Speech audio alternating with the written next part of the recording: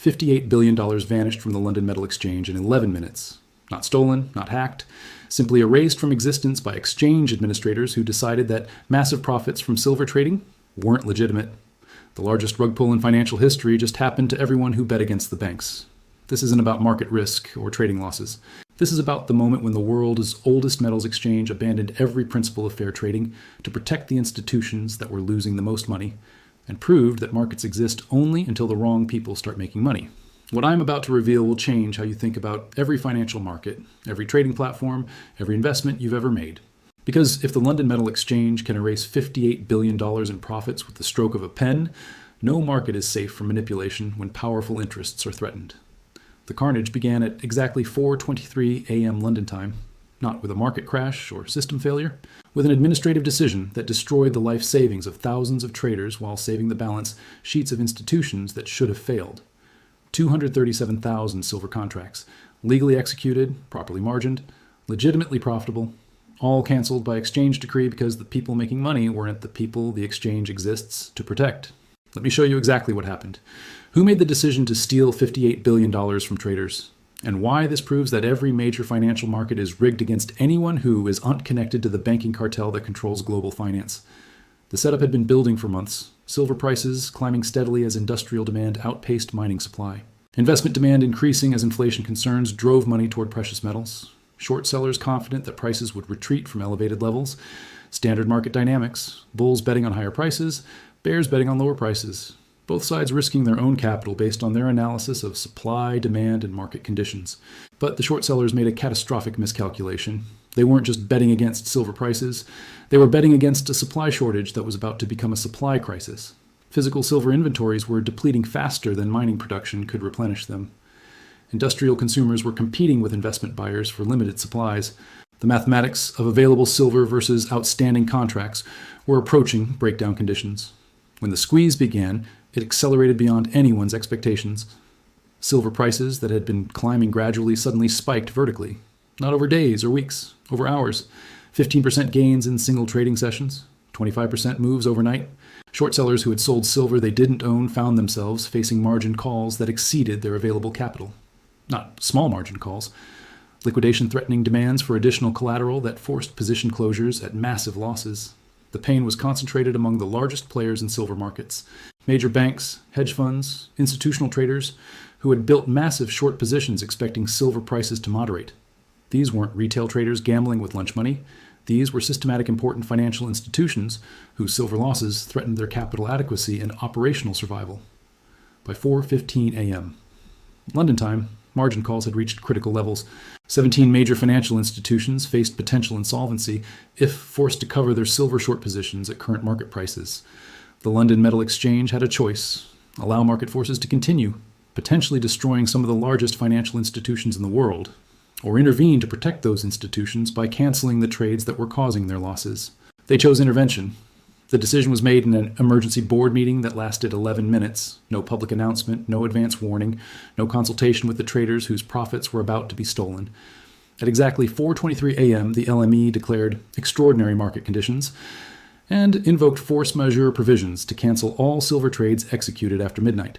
Not suspend trading, not halt new positions. Cancel completed trades that had already generated profits for traders and losses for banks. $58 billion in legitimate profits simply erased from existence. The official justification was market integrity and systematic stability. Translation: the banks were losing too much money and needed the exchange to save them from their bad trades. But the mechanism they used reveals the stunning corruption at the heart of modern financial markets. Force majeure is supposed to protect markets from external events that make contract fulfillment impossible. Natural disasters, government seizures, wars that prevent physical delivery of commodities. The LME used force majeure to protect banks from market movements that made their positions unprofitable.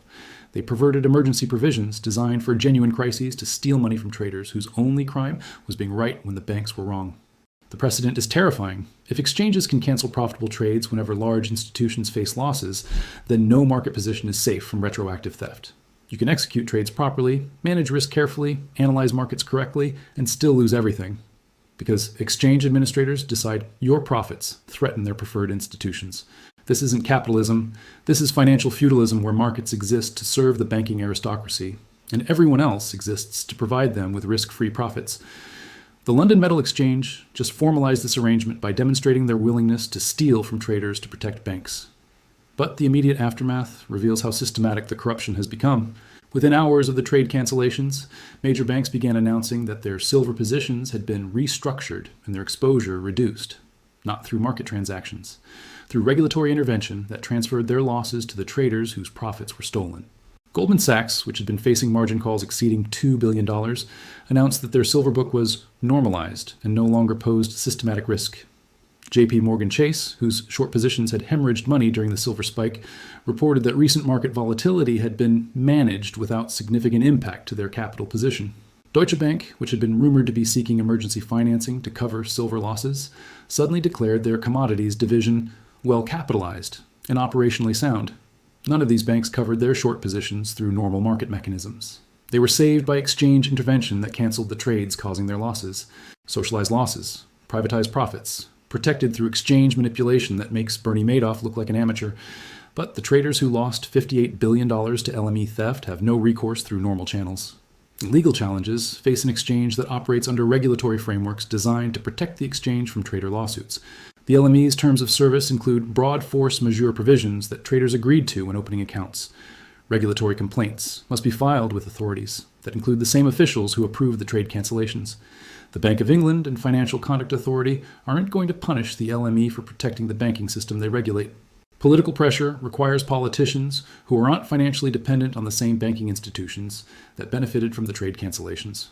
Most members of parliament have closer relationships with bank lobbyists than with commodities traders. The system is designed to prevent accountability when exchanges steal from traders to protect banks.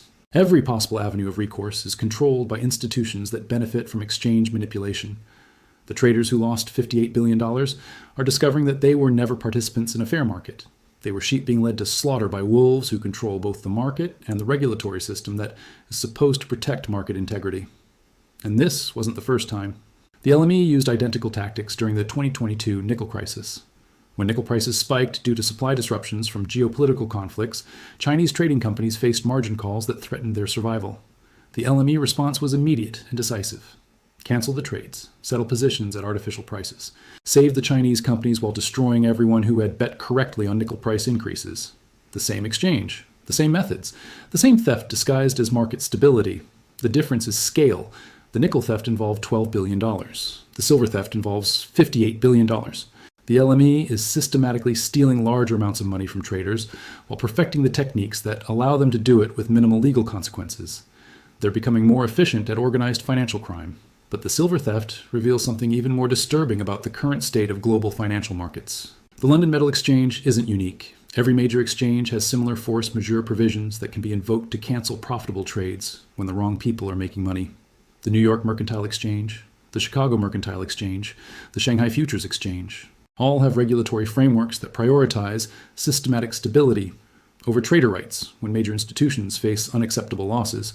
What happened in London can happen anywhere. What happened to silver traders can happen to anyone betting against institutions that have enough political power to rewrite market rules retroactively. Currency markets, stock exchanges, bond trading platforms, cryptocurrency exchanges, all operate under similar regulatory structures that allow for trade cancellations when systematic stability is threatened. The LME just demonstrated that no market is safe from manipulation when powerful interests are losing money. And the response from other financial authorities has been supportive rather than condemnatory. The Bank for International Settlements issued a statement praising the LME's decisive action to maintain market integrity during extraordinary conditions. The Federal Reserve's Vice Chair for Financial Supervision described the trade cancellations as appropriate regulatory response to systematic risks that threaten financial stability.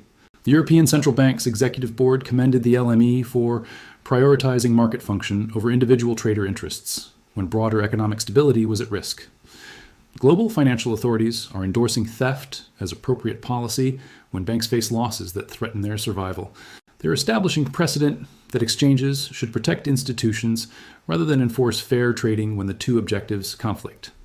Every major financial regulator just announced that markets exist to serve banks, not to provide fair price discovery through competition between market participants. The silver theft at the LME received official approval from the global banking establishment, which means it will happen again and again and again. Every time major institutions face losses that threaten their survival, exchanges will cancel trades to save them while stealing from traders who bet correctly against them. Market manipulation is becoming routine policy rather than criminal activity. But the broader implications extend beyond commodities trading to every aspect of modern finance. If exchanges can cancel silver trades to protect bank losses, what prevents them from canceling stock trades when hedge funds face margin calls? What stops them from canceling currency trades when central banks need artificial support for their interventions? The precedent establishes that no profitable position is safe from retroactive cancellation when it conflicts with institutional interests that control regulatory policy. Investment strategies, retirement accounts, trading platforms, cryptocurrency exchanges, all vulnerable to the same theft disguised as market stability.